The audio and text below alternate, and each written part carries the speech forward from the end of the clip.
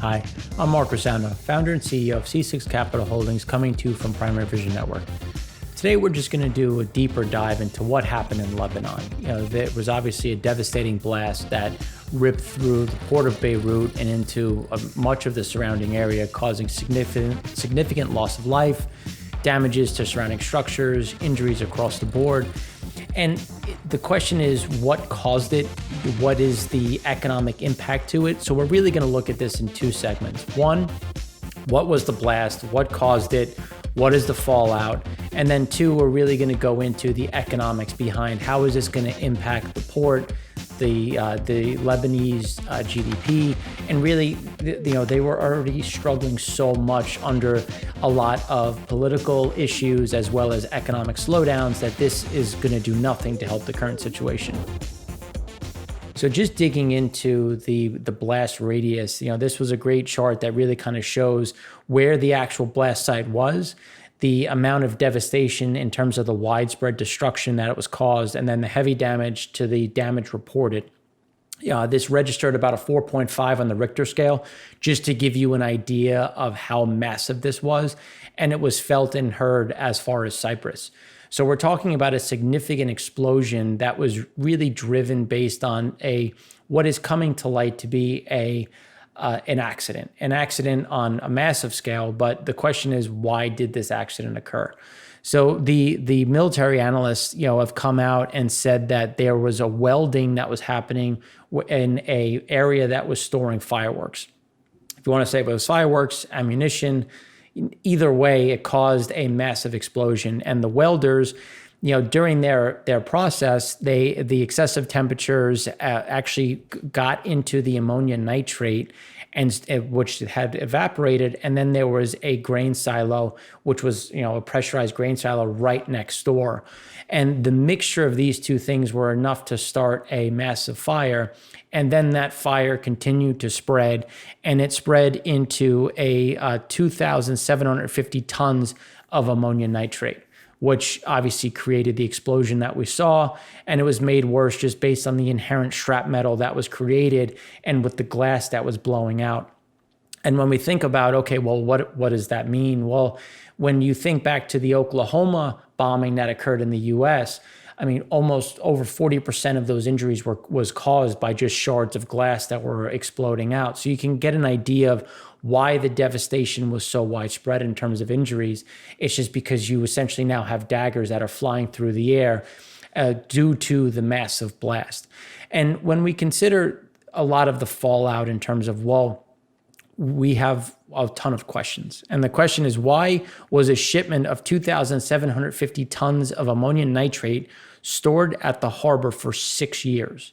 So you have to consider this wasn't marked for an area that should have had this highly flammable material sitting next to, one, an area that was so populated, and two, a bulk storage area that had other flammable and potential issues within the region.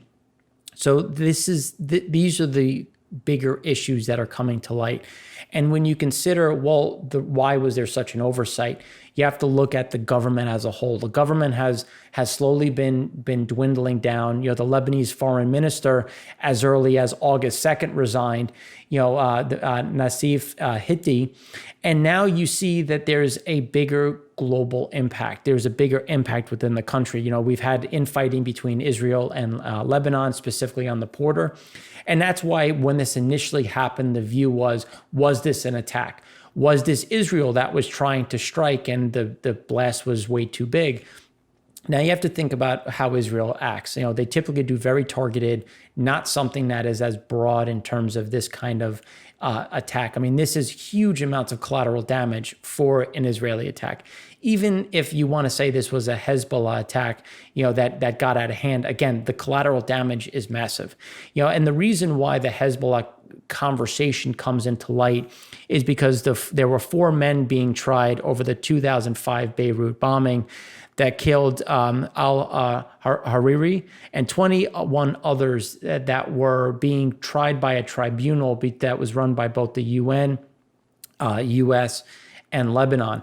So that's why that conversation started to come in, but it just looks as though, and is, I would say, over a 90% certainty, just a terrible construction accident that was just a calamity of errors that happened at the highest level.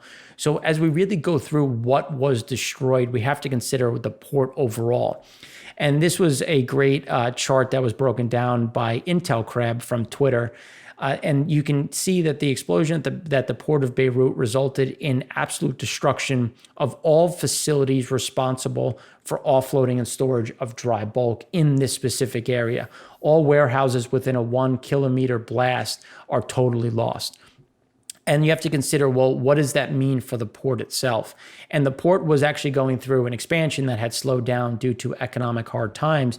But this was the port that handled close to 68% of total flow in 2017. So you can see the kind of devastation that this is going to result in.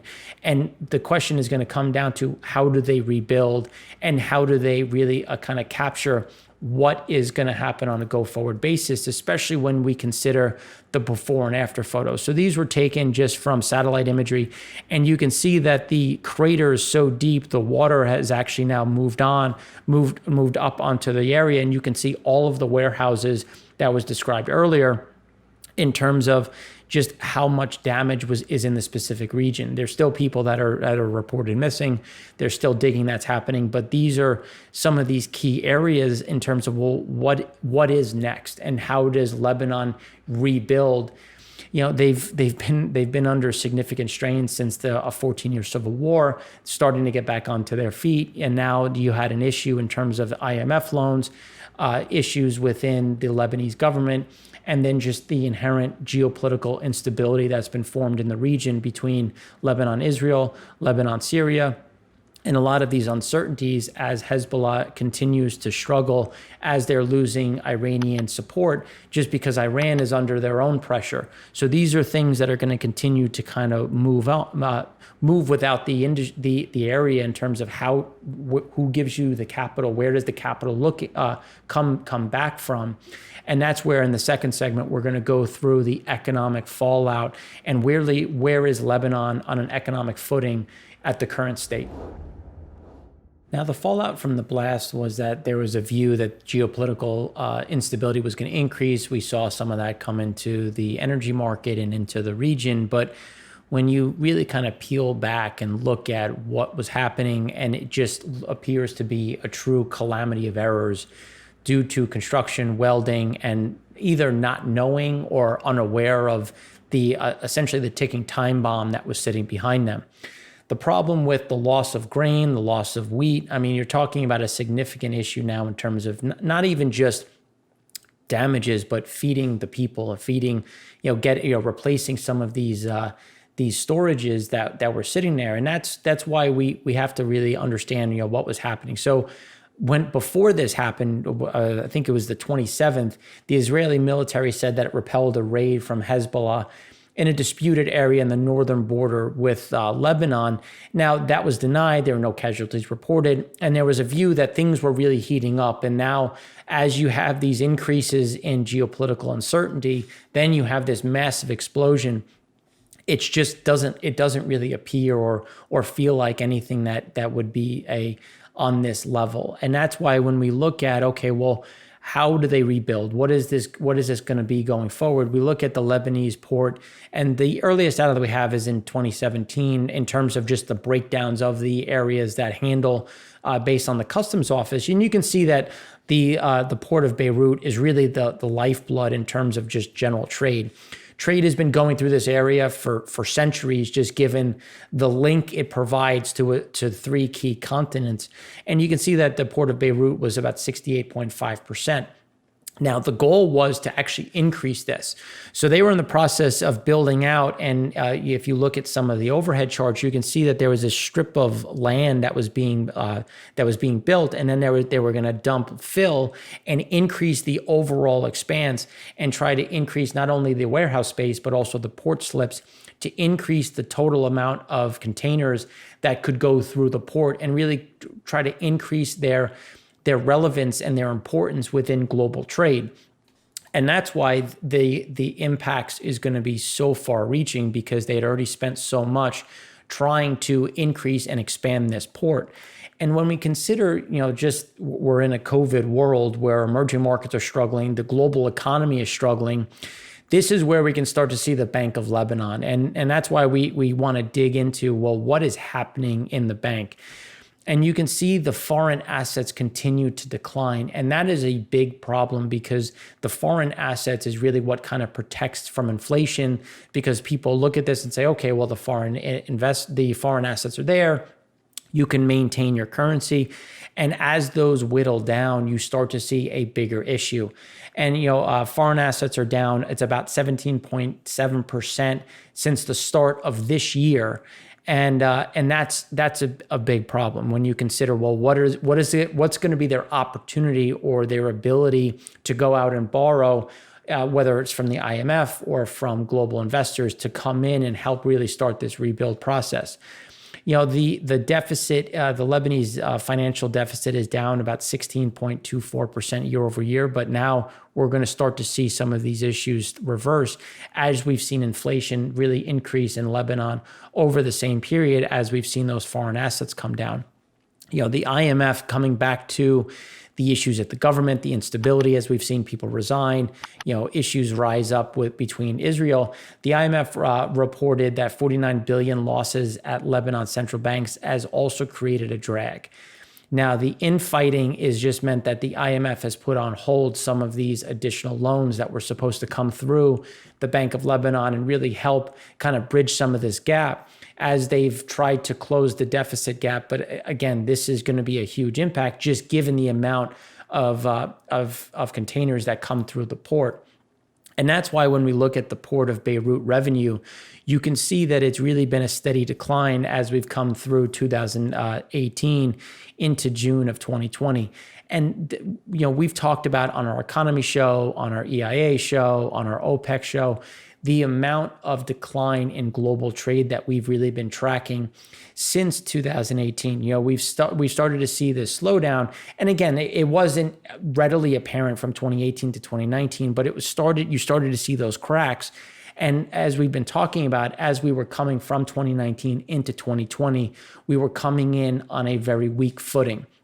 And the Port of Beirut revenue is really indicative of that. It's something that is not unique to the port itself, but it's something that was being experienced on a global level and has obviously just accelerated as issues on a geopolitical level, as well as an inflation level and just instability that became more apparent in some of these regions, which is why 2019 into 2020 was so problematic. And then, COVID was that jet fuel on a forest fire.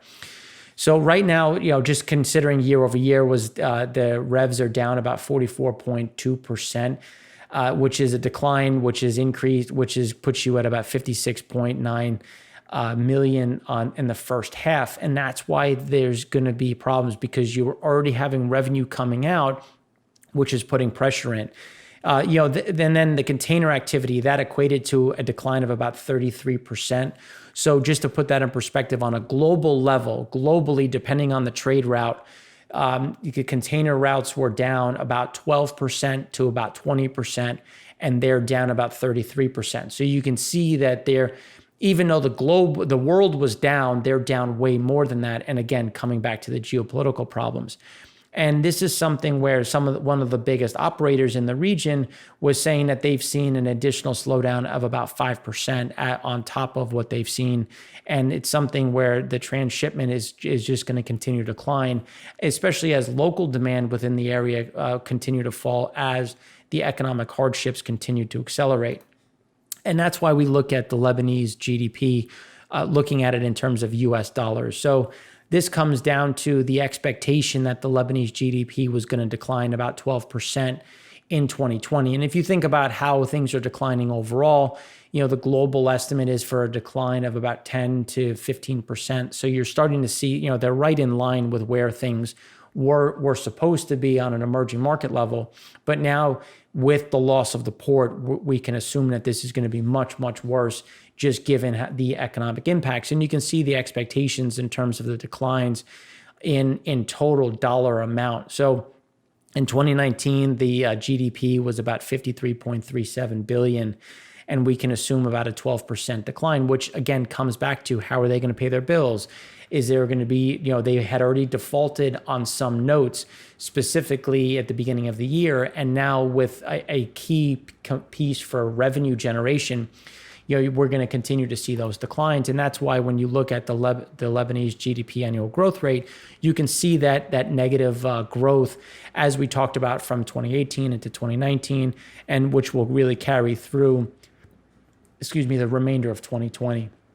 So not only is there a devastation in terms of loss of life, in terms of the damages to people that continue to feel as though they're constantly rebuilding, constantly growing. This is going to be a huge hit to total GDP, and just the ability to get financing, to get humanitarian aid, which has started to come in. Israel has offered to help, and others in the global community are also coming to the aid, which is going to be a problem because everyone else is already struggling to stimulate their economies, to pour money in. So how much additional capital is available to really give to Lebanon, which is only going to make the problem worse. So it's an all around horrific component. And anybody, at the end of the day, we're all human. And when you see someone rushing to pick up their 3-year-old and run away, as someone who has children, as anyone who has children, you get this sense of just despair, and it's a struggle. And we really need to appreciate the problems that we all face. So again, I'm Mark Rossano, founder and CEO of C6 Capital Holdings, coming to you from Primary Vision Network. Thanks for watching.